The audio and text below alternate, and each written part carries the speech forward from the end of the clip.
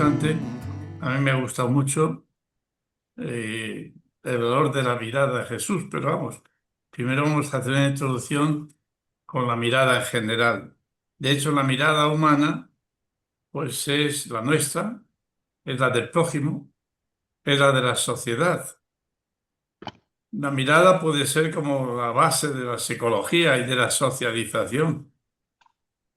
De hecho, los seres humanos, pues no podríamos vivir sin cruzar nuestras miradas unos con otros, sin fijarla, sin recibir una y otra vez miradas, que la mayor parte pues son más conscientes o menos, de un modo inconsciente, pero estamos ahí mirándonos. Aunque los ojos no hablan, sabéis muy bien que una mirada puede decir muchas, muchas cosas. ¿Sí o no?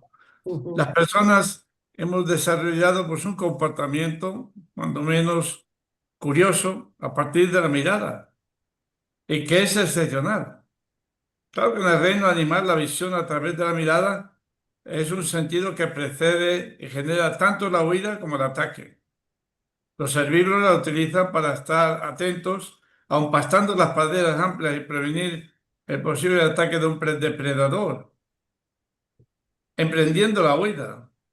Los carnívoros, en cambio, perciben, eligen su presa y a partir de la mirada calculan y se lanzan al ataque. Y ya dentro de la misma especie, los individuos pues no se miran jamás a los ojos durante un tiempo considerable. Dos perros, dos gatos, dos leones, incluso dos primates superiores no se miran de una manera sostenida en el tiempo, porque hacerlo constituiría como una especie de preparación para el ataque. Por otro lado, pues nunca se ataca a un congénere que desvía su mirada porque se considera que se ha sometido. En contraste, nosotros los seres humanos, pues de algún modo hemos, entre comillas, pervertido el sentido de la visión, porque la mayor parte de las veces nos miramos para intentar conocernos, comprender o comunicar algo. Fijaros que desde que nacemos tenemos la tan extraña como sorprendente capacidad de posar los ojos en otra persona, el bebé, en su madre. Es decir, de mirarnos el uno al otro más o menos constantemente. El mirar nos permite contemplarlo y al mismo tiempo ser contemplado por esa otra persona. Así la mirada entre madre y el niño es tan intensamente profunda que constituye una pieza imprescindible e insustituible en los inicios de la vida de relación. Yo creo que estamos tan acostumbrados a la maravilla de los ojos que a veces podemos olvidar el valor tan grande que tiene la mirada de una persona. El fascinante misterio de los ojos del hombre ha sido fuente inagotable de inspiración de muchos artistas. Los científicos continúan descubriendo mundos desconocidos al estudiarlos. Sin embargo, algunos se preguntarán por qué debemos maravillarnos de la mirada de las personas. ¿Por qué? ¿Acaso no tienen ojos también los gatos, los perros, los peces? Ellos también nos miran. Estamos tan acostumbrados a relacionarnos con el mundo por medio de la vista que a veces podemos olvidar el valor tan grande que tiene la mirada tuya o mía, la mirada de la persona. Y es que la mirada del hombre es capaz de contemplar. En la mirada de los seres humanos encontramos algo que va más allá de recibir ondas de luz, ordenarlas y formar imágenes. En ella descubrimos una huella de que hemos sido creados a imagen y semejanza de Dios. Podemos recordar aquellas palabras cuando Dios creó el mundo. Vio lo que había hecho y todo era bueno. La capacidad de contemplar es un don que Dios ha dado únicamente a los hombres en la tierra. Un animal nos puede ver, pero nunca podrá entender nuestra mirada. Este regalo pues se asemeja de alguna manera a nuestro Creador. Solo el hombre puede mirar y descubrir la belleza en el mundo que nos rodea. Cuando mira con atención un paisaje, un árbol, una flor, encuentra un camino para levantar el alma como expresión máxima de una experiencia, de comunicar y de poderse comunicar. con la sociedad, vivencias que va contemplando a través del arte y de los diversos estilos. Sí, la mirada del ser humano es contemplativa, pero también es capaz de amar. La mirada ama. Basta una mirada del ser humano para entender que detrás de aquellos ojos se esconde algo interior. Esa ventana que nos permite ver el alma es un medio maravilloso que tenemos para conocer el fondo de la persona. Y esto lo hemos experimentado todo desde pequeño. El juego de miradas que van de una madre a su hijo recién nacido, pues no son superficiales. Yo no veo Necesitan por razones intercomunicación. Todavía ni siquiera pueden para usar la palabra. utilizar Una ya la sola de ellas diferencia. expresa sentimientos, ¿Pero no lo encuentras? No sé si demuestra es el así. amor que existe entre ellos. ¿Cuántos jóvenes enamorados pueden pasar horas en miradas, en suspiros? ¿Cuántas veces hemos dicho, verdad? Ojos que no ven, corazón que no siente, dice el refrán. Qué hermoso es el lenguaje de la mirada cuando ésta es cristalina, transparente, diáfana. Busca siempre relacionarse con la persona amada, transmitir en profundidad sentimientos, sacar de su corazón pues, lo más inefable de sus afectos. Podemos aprender con la fuerza de la mirada amorosa de Cristo, que en muchos casos fue lo único que movió los corazones de las personas. Había tal fuego de amor y tal profundidad en su mirada, que uno no podía repetir aquel torrente de caridad que salía de sus ojos. Sí, contemplar, amar, y la mirada del hombre es también una clave, que es la de perdonar. Cuando ofendemos a alguien, nos cuesta mirarle directamente a los ojos. Y esto mismo experimentaron nuestros primeros padres, cuando sabiendo que habían desobedecido a Dios, se escondieron de su presencia, tuvieron miedo, su mirada les delataba, les traicionaba. Fue la mirada de Dios la que les devolvió la esperanza de vivir, el perdón y la reconciliación.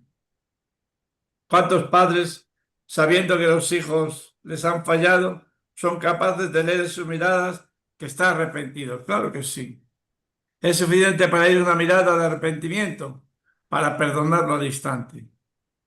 Y es que, hermanos, el mundo necesita con nuestro testimonio de recobrar el valor de la mirada de las personas, poder descubrir en ella el dolor y el gozo, el sufrimiento y la alegría, la búsqueda del sentido de la vida y la esperanza que anhela todo ser humano. Ayudar al hombre a vivir en la tierra con los ojos puestos en el cielo, fijo en la tierra y mirando hacia el cielo. Claro que sí. Las posibilidades de acercarse al Evangelio y acercar el Evangelio a nuestra vida son insospechadas. En buena parte dependen de la sensibilidad del que está leyendo la palabra o el oyente. Frecuentemente hacemos una lectura o escucha reducida del Evangelio porque nos acercamos desde él con una perspectiva muy limitada, intelectual o moralizante, olvidando otras vías de acceso, como era el sentimiento, la estética. Amigos, en el Evangelio hay que prestar atención a todo, a las palabras y a los silencios, como dice el evangelista Marcos, a las obras y a los gestos, porque el hombre no solo se expresa verbalmente, tiene otros medios y otros modos, entre ellos la mirada. ¿Qué mirada tan expresiva solemos decir? Hay miradas indiferentes y de indiferencia, de concupiscencia y respetuosas. También hay miradas de ternura, confidenciales y alentadoras. Hay miradas que matan, pero hay miradas que vuelven y aman. ¿Cómo era la mirada de Jesús? Mirad, Jesús no solo hay que perderle de vista, y tampoco, como dice la carta a los hebreos, sino que tampoco hay que perder de vista su mirada ni su punto de mira, que es el corazón. Los evangelios conservan diferentes miradas de Jesús. Si los ojos son el reflejo del alma, a través de ellos podremos llegar a conocer los sentimientos de Cristo Jesús para interiorizarlos, para hacerlos propios. y todos necesitamos ese cruce de miradas clarificador. Pues en la mirada de Cristo se percibe la profundidad de un amor eterno, infinito, que toca las raíces más profundas de nuestro ser. Contemplar la mirada de Jesús nos servirá también para aprender a mirar cristianamente la realidad. En el Apocalipsis, a la iglesia de Éfeso, de Laodicea, le dice el ángel: mira, te aconsejo colirio para ungir los ojos y poder ver. Contemplar, hermanos, la mirada de Jesús puede surgir en nosotros los efectos de ese colirio clarificador. Y es que Jesús es la mirada de Dios. De muchos modos, dice la carta a los Hebreos, de muchos modos habló Dios en el pasado a nuestros padres. Hoy nos ha hablado por medio de su Hijo. Sin apartarnos del espíritu de esa afirmación, podemos decir, de muchos modos, miró Dios en el pasado al mundo y al hombre. Hoy nos ha mirado en el Hijo. Miró su obra creadora, dice Génesis. Vio Dios que todo cuanto había hecho era bueno. Y aquí que estaba muy bien lo que había hecho. Miró al hombre, esa obra demoledora, y viendo, es otra mirada distinta de Dios, ¿verdad? Viendo Dios que la maldad del hombre cundía en la tierra y que todos los pensamientos que llevaba su corazón eran puro mal de continuo, le pesó a Dios el haber hecho al hombre y se indignó en su corazón. Génesis capítulo 6. Miró a su pueblo Egipto.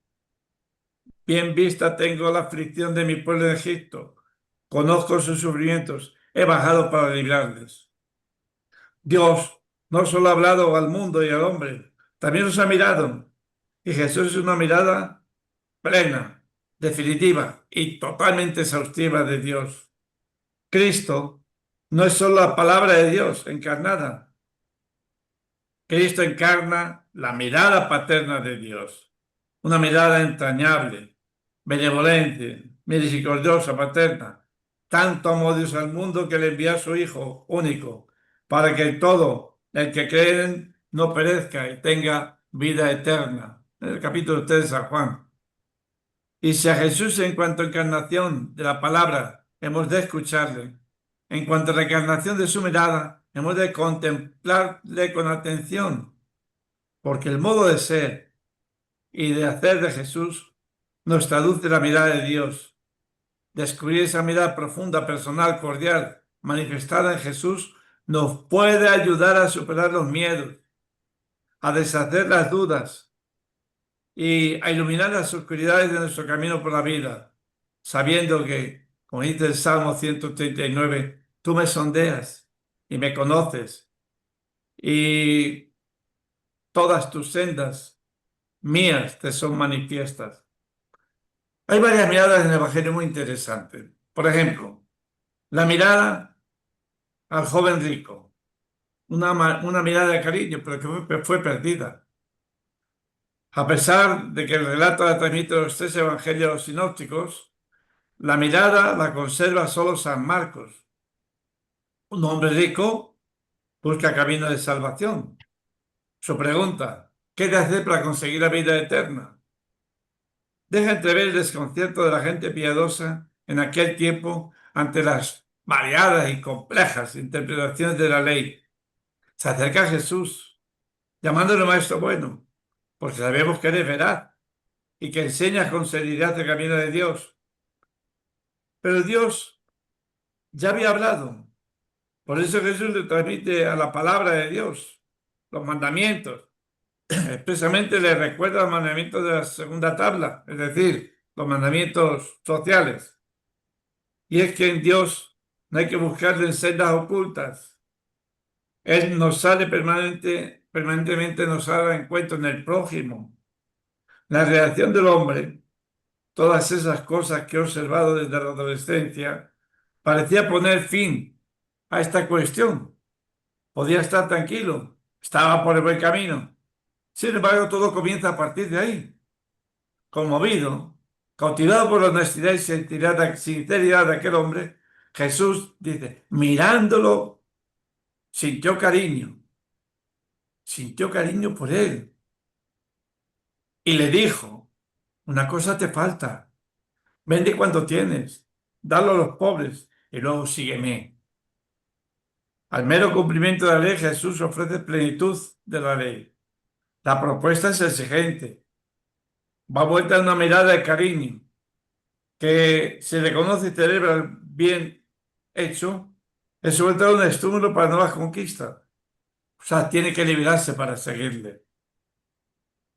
Es sombrío la luz que se había encendido en la mirada y con la mirada de Jesús, esta se apagó inmediatamente.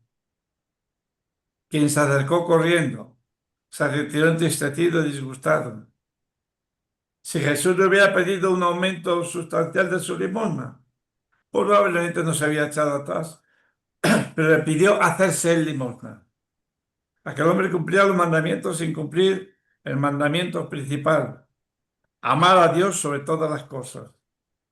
Al final, el encuentro es decepcionante. ¿Por qué? Quizás porque aquel hombre oyó solo palabras radicales de Jesús, pero no le miró a los ojos. No le miró a los ojos. De haberlo hecho, habría descubierto que esa tarea imposible para los hombres no lo es para Dios. Pues con Dios se puede todo. Y Jesús es esa mano tendida por Dios para hacer que todo sea posible. Hay otra mirada que ustedes conocen muy bien, que es la mirada del Zaqueo, una mirada aceptada.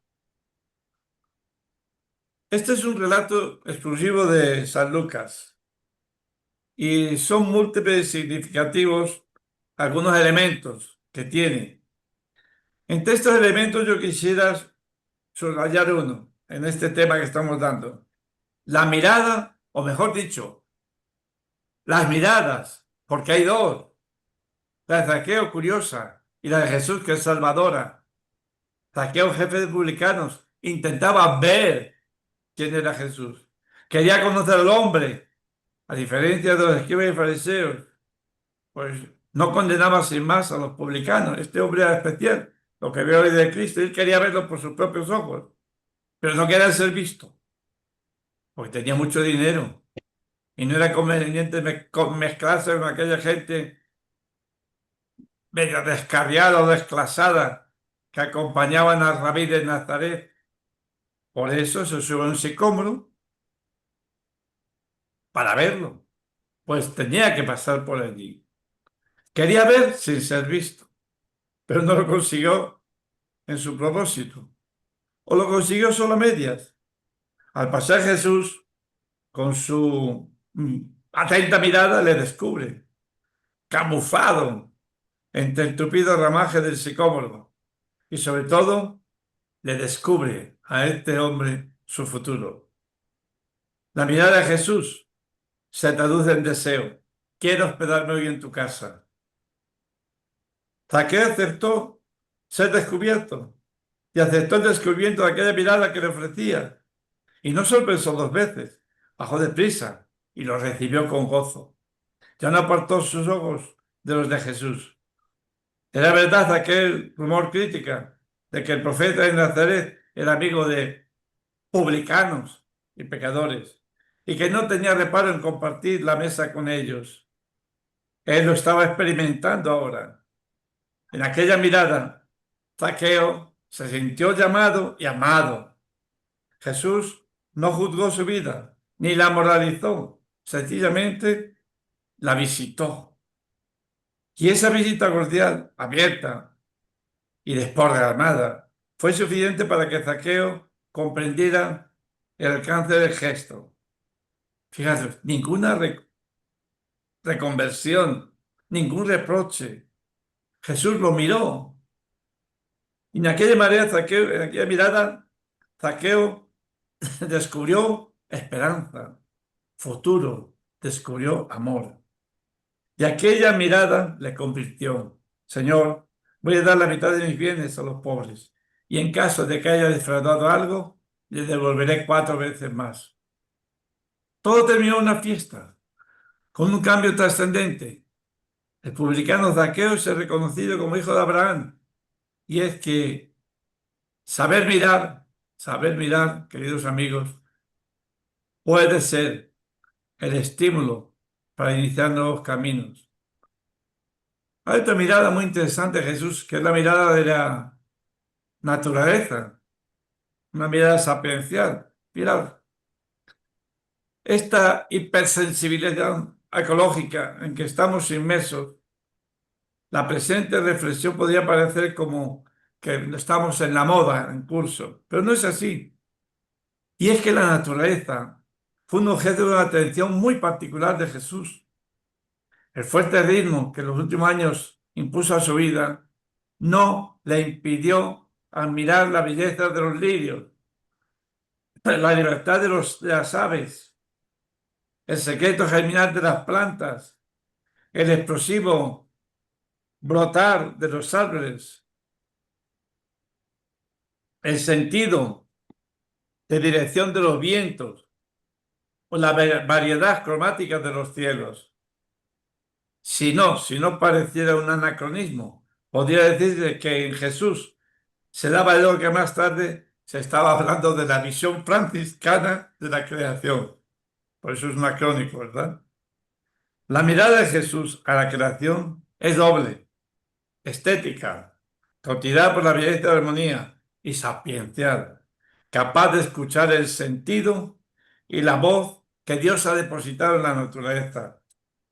Jesús conocía, y en él resonan las palabras de Salmo 19. Los cielos cuentan la gloria de Dios, la obra de sus manos anuncia el firmamento. Y que también conocía el canto de Daniel, donde toda la creación es invitada a unirse a la aclamación universal de la gloria de Dios. Todo preludio del canto de San Francisco al hermano Sol. Y es que, queridos amigos, la creación no es una realidad afónica, muda, es muy elocuente la creación. Escuchar la voz de la creación ayuda a escuchar la voz de Dios, y contemplar la creación desde esta expectativa supone adoptar un ángulo de visión, una perspectiva lúcida y luminosa. Frente a la mirada egoísta explotadora de este sistema capitalista que trata de sacar todo, explotar la tierra, la mirada de Jesús revalida y reivindica la gratitud y la belleza de la creación, surgida siempre, como sabéis muy bien, de la mano creadora de Dios. Pero es curioso porque Jesús también ha otras miradas muy especiales, y es la mirada airada. No es una mirada fácil de asimilar. Quizá por eso los evangelios de Mateo y Lucas pues no hablan de eso. Sin embargo, es una mirada real y evangélica. Marcos, el capítulo 3 lo dice muy bien. Les invito a leer el texto del Evangelio de Marcos, del capítulo 3, del 1 al 6. La actitud hipócrita e inhumana e impía de aquellos legalistas fariseos apenó profundamente a Jesús, que les miró con ira. Así lo dice, capítulo 3, versículo 5. Les miró con ira. Fijaros que no resulta, yo creo, al menos para mí, pues quizás resulta difícil encajar esta mirada en quien se manifiesta manso y humilde de corazón y declara bienaventurados los mansos. Nos resulta difícil encajar esta mirada en quien prohíbe airarse contra su hermano, como dice Mateo capítulo 5. Nos resulta difícil encajar esta mirada y, sin embargo, es una mirada de Jesús. No es la ira del arrebato pasional e irracional, sino la del dolor por la ausencia de compasión, expresión de una humanidad dolorida por la falta de humanidad, sofocada por el pretexto de las observancias religiosas. Esto es lo que a Jesús le conmovía las entrañas. La ira de Jesús prolonga y evoca la ira de Dios en el Antiguo Testamento, que no es, por supuesto, es un antropomorfismo, un modo humano de hablar. Es la expresión del dolor de Dios y su no indiferencia ante el deterioro de nosotros, seres humanos, creación maravillosa de Dios por el pecado. La mirada airada de Jesús expresa la decepción por unos guías ciegos que no solo confunden a Dios, sino que lo deforman y no comprenden que la gloria de Dios es que el hombre viva y que sea feliz. La mirada airada de Jesús es una mirada revulsiva para sacar a aquellos hombres de una religiosidad ritual que se nutría de observaciones y lo que Jesús quiere con esa mirada es colocarles en el camino de la fe que se actúa mediante la caridad. También, queridos amigos, nosotros necesitamos contemplar esta mirada airada porque puede que aún participemos de aquella dureza de corazón que Jesús apenado descubrió en sus contemporáneos. Hay otra mirada muy interesante y que usted recordará muy bien, que es la mirada de Pedro. Seguramente las miradas de Jesús y Pedro pues, se cruzaron muchas veces, lógico.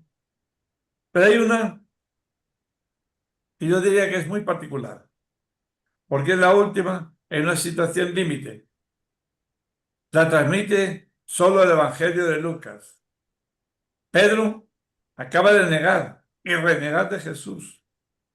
En aquel momento, estando aún hablando, cantó el gallo y el Señor se volvió y miró a Pedro y recordó Pedro las palabras del Señor y saliendo fuera rompió a llorar amargamente. Imposible, imposible, yo creo, entrar en el misterio de este cruce de miradas. Cuánta comprensión, cuánta esperanza debió percibir Pedro en ella. ¿Se sintió descubierto? Pues sí, pero no condenado. No condenado. Más que de reproche, la mirada de Jesús fue una propuesta de renovar la amistad. Una mirada dolorida, porque el amor nunca es indiferente ante la infidelidad, pero sobre todo es una mirada acogedora y una mirada compasiva, porque el amor, como dice Pablo en la carta a los Corintios, el amor no lleva cuentas del mal. A la luz de esta mirada, Pedro, en un instante, quizá pudo rever toda su vida, no solo aquel momento, y lloró, pero fijaros, no desesperó. Aquella mirada le hizo renacer. Se dejó mirar así y esto le salvó. Qué diferencia, ¿verdad?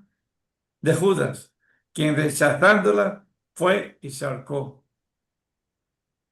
Hermanos y amigos, la mirada de Jesús es siempre una oportunidad, como en la parábola de la higuera estéril, cuando aquel viñador celoso, él está dispuesto a pedir otra oportunidad al dueño de la viña para aquella higuera infructuosa antes de proceder a arrancarla. Mientras tanto, él se encargará de cavar alrededor y abonarla convenientemente para ver si logra que dé frutos.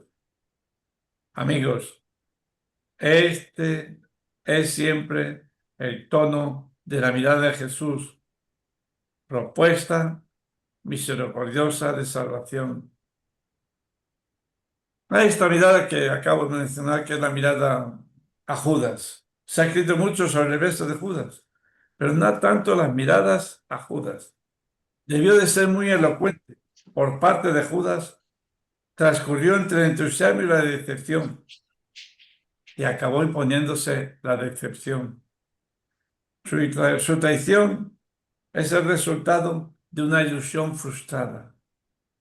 Como los discípulos de Emaús, Judas esperaba que Jesús sería el que iba a librar a Israel.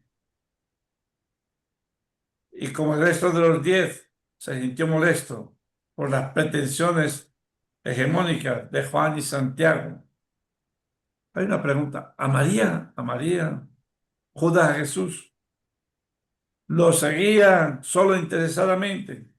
Pues nunca lo sabremos con certeza.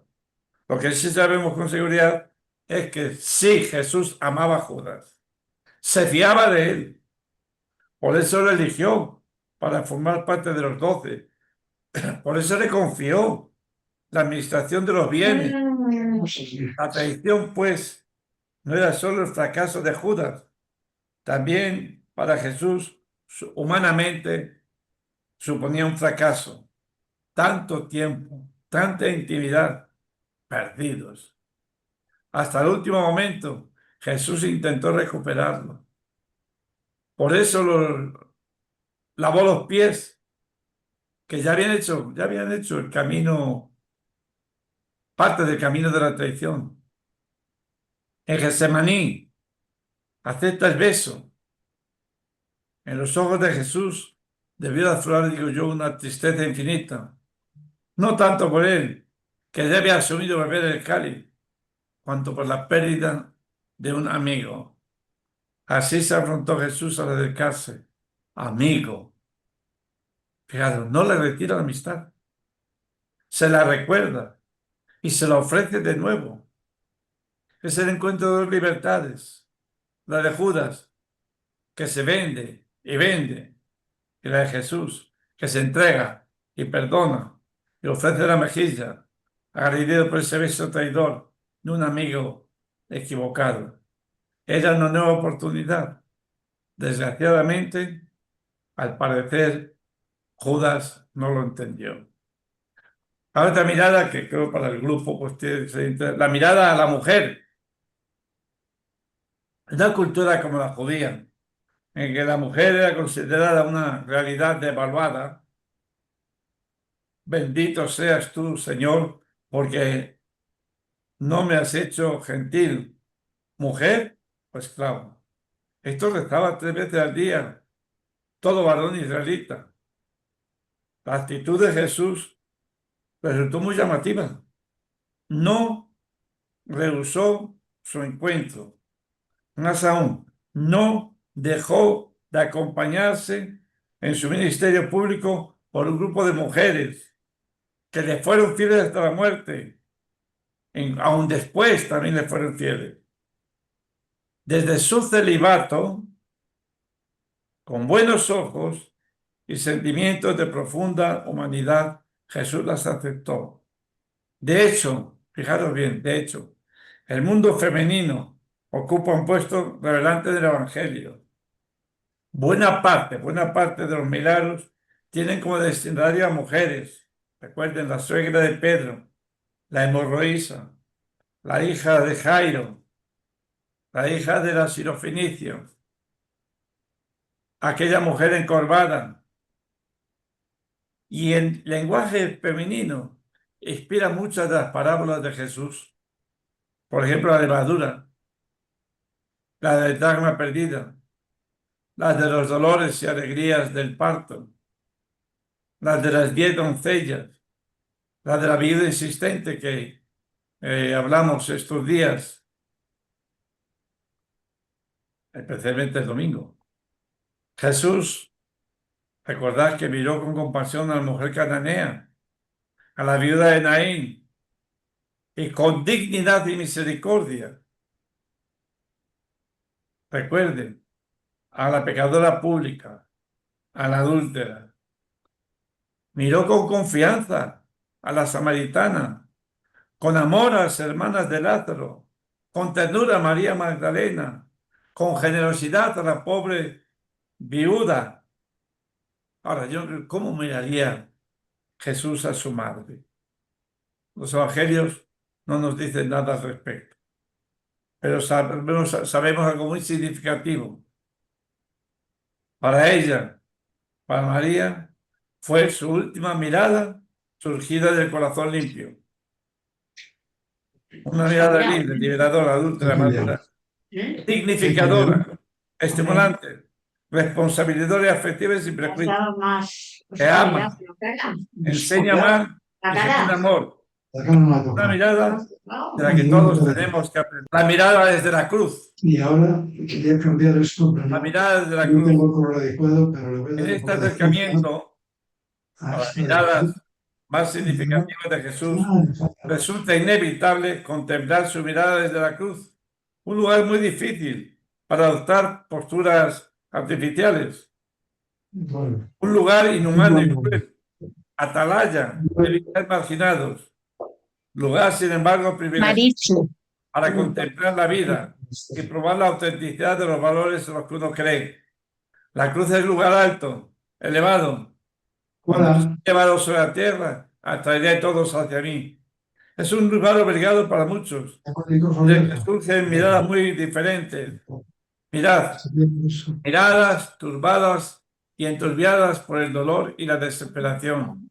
Miradas que cuestionan la bondad de Dios y la interpelan. Miradas de resignación impotente. Miradas iluminadas de iluminada esperanza. ¿Cómo es la mirada de Jesús en la cruz? Pues tiene como tres aspectos. Mirada hacia arriba.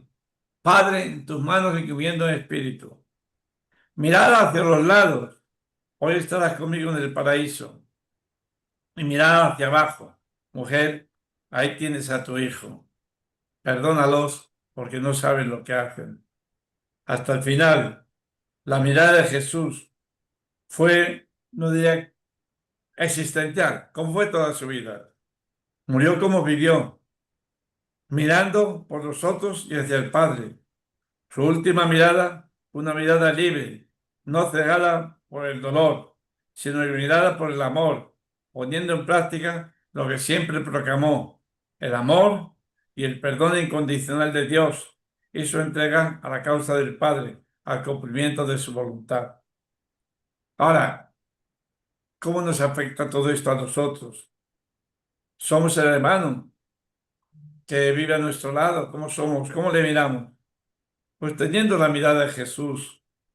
Si Jesús, en cuanto a encarnación de la palabra de Dios que hemos escuchado, en cuanto a encarnación de su mirada que hemos contemplado con atención, porque el modo de ser y de hacer de Jesús nos traduce en la mirada de Dios. Nos haría bien, pero yo nos haría bien, pues pensar, rezar sobre esta mirada de Jesús y también dejarnos mirar por Él. Nos hará bien descubrir que Dios nos mira con ternura, que a ti y a mí nos mira con misericordia. Cuando tú me mirabas, su gracia, mis ojos imprimían, ¿nos recuerda San Juan de la Cruz? Descubrir esa mirada profunda, personal y cordial manifestada en Jesús. Esa mirada que te lleva a crecer, a ir adelante y te alienta porque hace sentir que Él te quiere. Una mirada que jamás te abaja, jamás te humilla.